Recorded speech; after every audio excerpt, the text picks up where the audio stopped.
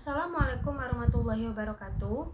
Perkenalkan, nama saya Siti Fadila Syabani dari Program Studi Ilmu Kesehatan Masyarakat dengan NIM 2511212042. Pada video kali ini saya akan menjelaskan bagaimana peran sarjana kesehatan masyarakat dalam mencegah kekurangan gizi serta apa kontribusi saya dalam pembangunan nantinya. Masalah kekurangan gizi masih menjadi salah satu masalah yang sering terjadi pada masyarakat di beberapa daerah di Indonesia ini. Angka kekurangan gizi, terjadinya anemia ataupun stunting, itu bisa disebabkan oleh beberapa hal seperti terbatasnya akses untuk distribusi pangan, kurangnya pengetahuan atau pendidikan masyarakat tentang pentingnya gizi, serta kebiasaan atau pola hidup masyarakat. Nah, disinilah peran dari sarjana kesehatan itu menjadi penting. Sebagai tenaga kesehatan, kita tidak bisa melihat permasalahan itu hanya dari permukaannya saja.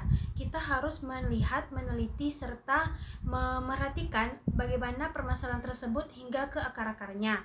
Misalnya mulai dari pola hidup keluarganya bagaimana, lingkungan sekitarnya bagaimana, atau mungkin bisa saja permasalahan itu berasal dari pelayanan fasilitas kesehatan yang belum menjangkau masyarakat hingga ke daerah-daerah terpencil, sehingga pelayanan kesehatan yang mereka dapatkan itu tidak merata.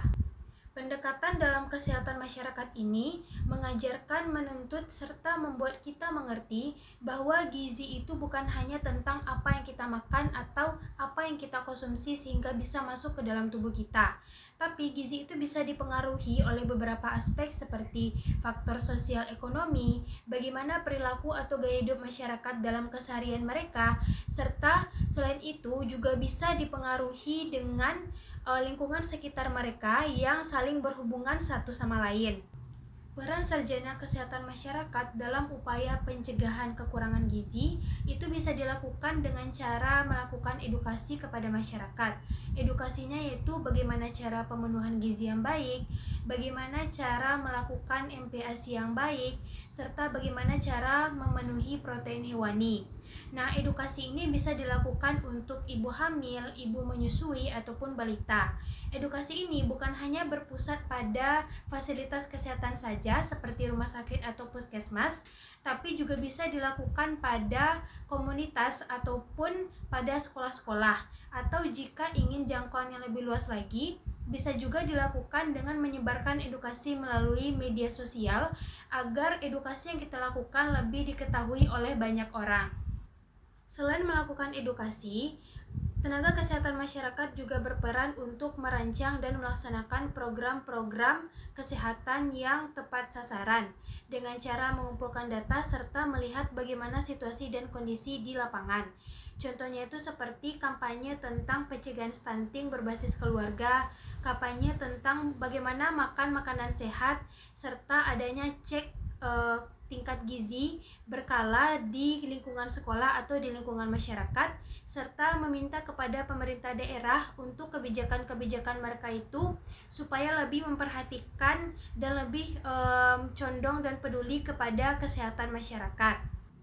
Selain memberikan edukasi dan juga melaksanakan program kesehatan yang tepat sasaran, sarjana kesehatan masyarakat juga memiliki peran dalam upaya pemberdayaan masyarakat, yaitu dengan cara mendorong masyarakat untuk terlibat dan ikut serta dalam menjaga kesehatan anak-anak mereka, mulai dari pembentukan kader gizi, lalu kemudian adanya pengaruh atau mengajak tokoh masyarakat agar berperan dalam upaya pencegahan ini, serta mengikut sertakan ibu-ibu PKK untuk mengajak masyarakat agar mencegah supaya angka kekurangan gizi itu tidak tinggi. Selain itu, bukan hanya dari satu orang saja diperlukan kesadaran dan kepedulian tentang pencegahan gizi ini.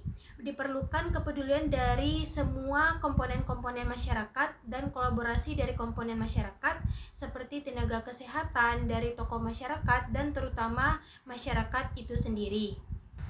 Kontribusi saya yang lainnya yaitu saya ingin membawa ilmu, rasa empati, serta rasa kebersamaan di tengah-tengah masyarakat. Dan pembangunan itu bukan hanya tentang perbaikan fasilitas kesehatan saja, tapi pembangunan itu juga tentang bagaimana memperbaiki kualitas gizi masyarakat, dan itu tentunya dimulai di kehidupan masyarakat sejak mereka masih usia dini. Baiklah, hanya itu materi yang bisa saya sampaikan. Mohon maaf bila ada salah dalam perkataan. Assalamualaikum warahmatullahi wabarakatuh.